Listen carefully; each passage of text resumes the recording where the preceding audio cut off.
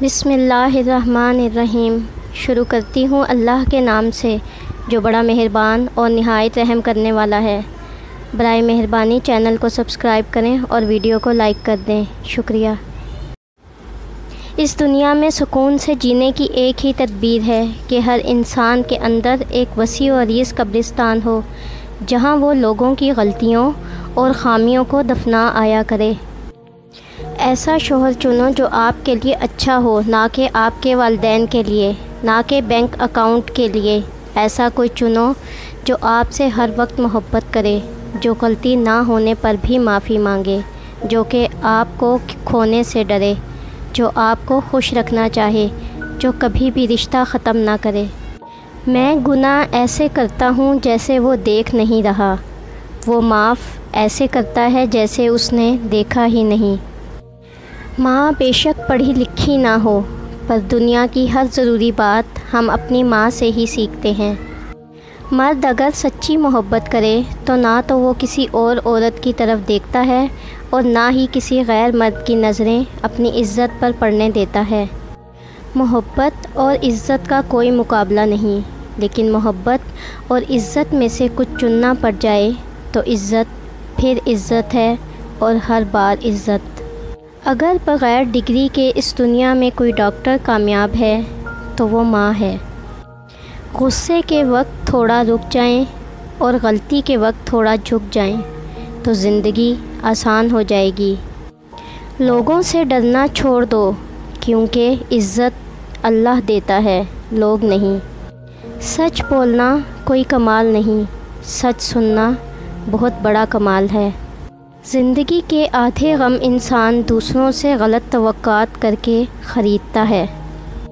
زیادہ نہ سوچیں، زیادہ سوچنا آپ کو ذہنی طور پر بیمار کر دے گا۔ اللہ کے منصوبے اور اس کے وقت پر بھروسہ رکھیں۔ یقین کریں اللہ پاک آپ کو دے گا، اللہ آپ کو بہترین دے گا۔ اللہ پاک جانتا ہے کہ آپ کے لیے کیا بہتر ہے۔ غم کی ایک بڑی خوبی یہ بھی ہے کہ انسان کو نرم کر دیتا ہے اور اپنے حقیقی خالق، رازق اور مالک کے قریب کر دیتا ہے۔ صرف دکھاوے کے لیے اچھا بننا برے ہونے سے زیادہ برا ہے۔ عورت کی محبت بہت خالص ہوتی ہے، جس سے محبت ہو جائے اس کے نام پر مر مٹ جاتی ہے، وہ جیسے کہتا ہے کرتی ہے۔ ساری زندگی اکیلے گزار دے گی مگر شرک نہیں کرے گی، یہی اس کی خوبی ہے اور نیک ہونے کی نشانی ہے۔ جس سے ایک بار جڑ گئی اس کی ہو جاتی ہے، کسی اور کا سوچنے سے پہلے وہ مرنا پسند کرتی ہے۔ یاد رکھیے جس نے نبھانا ہوتا ہے وہ ہزار غلطیوں پر بھی معاف کر دیتا ہے، اور جس نے نہیں نبھانا ہوتا وہ ایک غلطی کو ہی بہانہ بنا کر آپ کو چھوڑ دیتا ہے۔